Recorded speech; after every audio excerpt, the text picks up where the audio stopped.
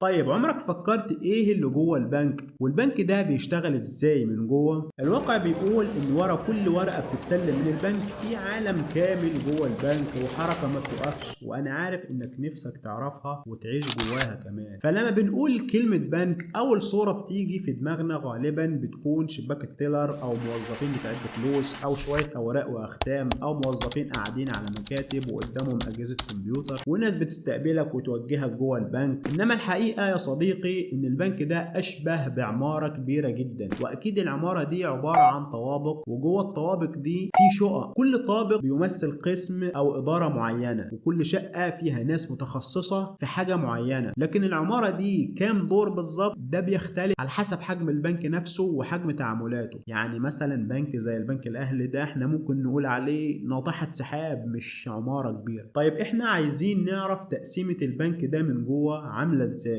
وعايزين نعيش صورة واقعية ولو ليوم واحد في حياة البنك. قبل ما ادخلك في الاقسام بتاعة البنك في حاجة مهمة عايزك تعرفها وهتسهل عليك كتير بالمناسبة، وهي ان البنك ده عبارة عن عملة ليها وجهين، والعملة دي تخيل انها محطوطة على طاولة، يعني ليها وش وليها ظهر. الوجه الاول للعملة ده اسمه الفرونت اوفيس، يعني الواجهة الامامية، وده هيمثل الجزء العلوي للعملة بتاعتنا. الوجه التاني اسمه الباك اوفيس، يعني الواجهة الخلفية للعملة بتاعتنا، وده هيمثل الجزء السفلي للعملة اللي هو من تحت يعني اللي مش باين. بالنسبة للوجه الأول للبنك فده هو الوجه الظاهر للعملة، وعايزك من دلوقتي أول ما تسمع كلمة عملاء تعرف على طول إن العملاء دول نوعين: عملاء طبيعيين زي الأفراد والأشخاص العاديين، ودول البنك بيميزهم لصنفين. الأول هو العملاء العاديين أو الصغننين، الصنف الثاني هم العملاء المميزين أو كبار العملاء ال VIP customers. النوع الثاني بقى من العملاء هو الأشخاص الاعتبارية زي الشركات والمؤسسات، ودول برضو البنك بيقسمهم لصنفين: المؤسسات الصغيرة والمتوسطة والمؤسسات الكبيرة والضخمة. أدينا ماشيين مع بعض خطوة بخطوة عشان ما نسيبش حاجة ورانا، وقلت لك إن شاء الله هنديلك الصورة الكاملة ومش هنبخل عليك بأي معلومة. قلنا إن أول وجه للبنك اللي هو الفرونت أوفيس ده الوجه الظاهر للعملاء، بمعنى إن هو ده الوجه اللي بيتعامل مع العملاء وبيحتك بيهم أيا كان نوع التعامل وأيا كان نوع العميل. كل ده داخل تحت الفرونت أوفيس، والوجه ده بيتمثل في قنوات التوزيع والتفاعل مع العملاء. معنى كده إن الفرونت أوفيس ده هو الوجه اللي بيتفاعل فيه البنك مع العملاء. طيب زي إيه؟ زي الفروع وزي مكاتب علاقات الشركات وزي مراكز الاتصال والقنوات الرقمية. بالنسبة بقى للفروع فدي هي فروع البنك اللي بنشوفها في الشوارع والمولات، والفروع دي تعتبر الواجهة اللي بيتعامل معاها العملاء بشكل مباشر، وبيكون فيها شبابيك التيلر اللي بتستقبل وتسحب الفلوس، وخدمة العملاء اللي بتفتح فيها حساب أو بتسأل على قرض أو بتستفسر عن كارت إلى آخره. وبيكون فيها برضه مدير الفرع اللي بيكون مسؤول عن إدارة كل ده. يعني الفروع دي تعتبر الخط الأمامي أو وش البنك قدام الناس، وتعتبر هي الأذرع الأساسية لتقديم الخدمات المباشرة. ولازم تعرف إن كل فرع له هيكله الإداري الخاص بيه. معانا كمان في الفرونت أوفيس مكاتب بتسمى مكاتب علاقات الشركات، ودي متخصصة في خدمة كبار العملاء من الشركات. ومعانا كمان مراكز الاتصال، ودي متخصصة في دعم العملاء من خلال الاتصال عن بعد اللي هي الكول سنتر يعني. وعندنا كمان في الفرونت أوفيس القنوات الرقمية، ودي الواجهة الإلكترونية اللي بتسمح للعملاء إدارة حساباتهم بأنفسهم زي خدمة الإنترنت البنكية اللي بتقدمها البنوك دلوقتي. أما بقى بالنسبة للوجه الآخر من العملة أو الوجه الآخر للبنك بمعنى صح، وهو الجزء الخفي عن أعين العملاء، وده بيتمثل في الجزء الإداري زي الإدارة المركزية للبنك أو الإدارات الرئيسية، وزي الإدارات العامة اللي بيكون جواها أنواع كتير من الإدارات، وكل إدارة بتبقى مسؤولة عن حاجة معينة. وكمان جوا الإدارات دي بيكون في أقسام ومكاتب وعالم كبير قوي. طيب ليه وليه البنوك بتحتاج إنها تتقسم لكل التقسيمات دي؟ الإجابة يا صديقي بكل بساطة هي إنك لازم تعرف إن البنك ده مش مجرد مكان بيأدي خدمات للعملاء وخلاص، لا، البنك مؤسسة مالية ضخمة وكيان معقد جدا، لازم إنه يتحرك كجسم وكيان واحد وإلا الدنيا هتبوظ. باختصار يا صديقي ممكن نقول إن البنك ده دولة داخل الدولة، وإن شاء الله هنفصص الدولة دي جزء جزء، وهتعرف كل حاجة في الحلقات الجاية من السلسلة بإذن الله، ومش هنبخل عليك بأي معلومة. ويلا بينا ناخد لمحة سريعة عن يوم في حياة البنك. تخيل معايا كده الساعة 8:30 الصبح، موظفين البنك داخلين بسرعة،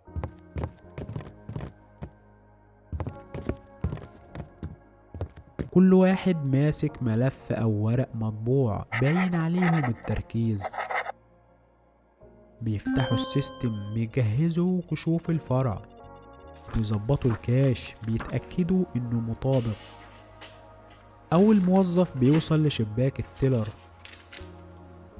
بيعد الفلوس، بيتأكد إن الرقم اللي في إيده مطابق للرقم اللي على السيستم، لأن أي فرق حتى ولو 5 جنيه ممكن يبقى مشكلة كبيرة. مدير الفرع طبعا واقف بيتابع بحذر، بيبص حوالين البنك، ال ATM شغال، النت تمام، الشبابيك جاهزة.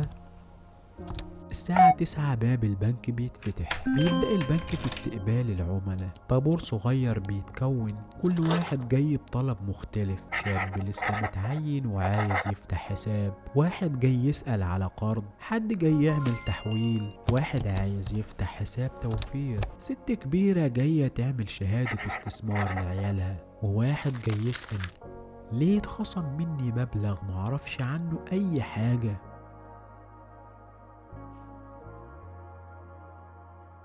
جوه مكتب خدمة العملاء، موظف بيبتسم وبيقول تمام يا فندم، بيانات حضرتك مظبوطة. في الدور اللي فوق ناس قاعدة في هدوء، دول بتوع إدارة الائتمان، بيشوفوا طلب قرض العميل جديد، بيفكروا دخله كام، عنده التزامات ولا لأ، سلوكه المالي قبل كده عامل ازاي. جنبهم إدارة المخاطر شغالة على شاشة كبيرة مليانة جداول وأرقام، بيتابعوا ويعملوا حصر للعملاء المتأخرين في السداد، وبيحسبوا الفايدة لو زادت نسبة 0.5% ممكن تأثر علينا ازاي. في ركن تاني موظف الاي تي قاعد قدام شاشتين كبار بيراقب السيستم، بيشوف لو أي خطأ حصل أو ممكن يحصل، لأن لو السيستم عطل دقيقة واحدة بس ممكن البنك كله يتعطل. وقسم التسويق بيفكروا في عروض جديدة، كارت ائتمان بمزايا أكتر، قرض شخصي بفوايد أقل. الساعة قربت على 3، البنك بيبدأ يهدى، بس جوه الموظفين لسه شغالين. الساعة دخلت في 4، في 5، الكل بدأ يراجع، وقبل ما البنك يقفل لازم كل الموظفين يعملوا المطابقة اليومية. الفلوس اللي دخلت واللي خرجت لازم تبقى مطابقة للسيستم بالحرف، أي فرق يتكتب عنه تقرير فورا. تقدر تقول البنك زي خلية نحل عملاقة، كل خلية ليها دور معين، اللي بيعد الفلوس، اللي بيحلل، اللي بيصلح، اللي بيراقب، اللي بيتكلم مع العميل، وكلهم بيكملوا بعض. وفي آخر اليوم لازم يحصل مطابقة بين الفلوس اللي دخلت وخرجت فعلا وبين اللي مكتوب على السيستم، ودي عملية دقيقة جدا. ممكن الناس تشوف ان ده مجرد شغل روتيني، لكن الحقيقة البنك بيبقى عامل زي خلية نحل، كل خلية ليها دورها، ولو وقفت شوية الدنيا كلها ممكن تتلخبط. وفي الآخر كل القرارات دي، كل الأرقام، كل حركة في السيستم بتتجمع في تقرير يوصل للإدارة العليا عشان يقرروا بكرة هيكملوا ازاي.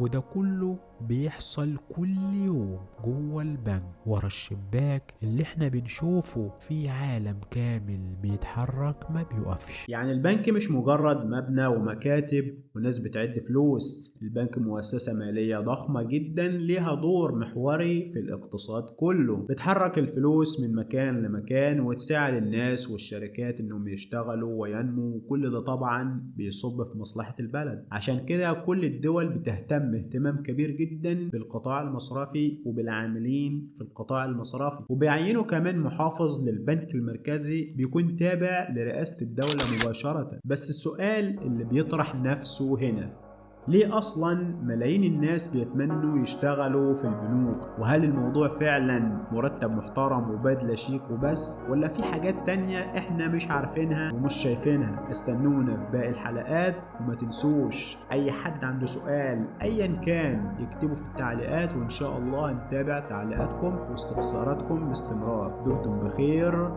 وإلى اللقاء.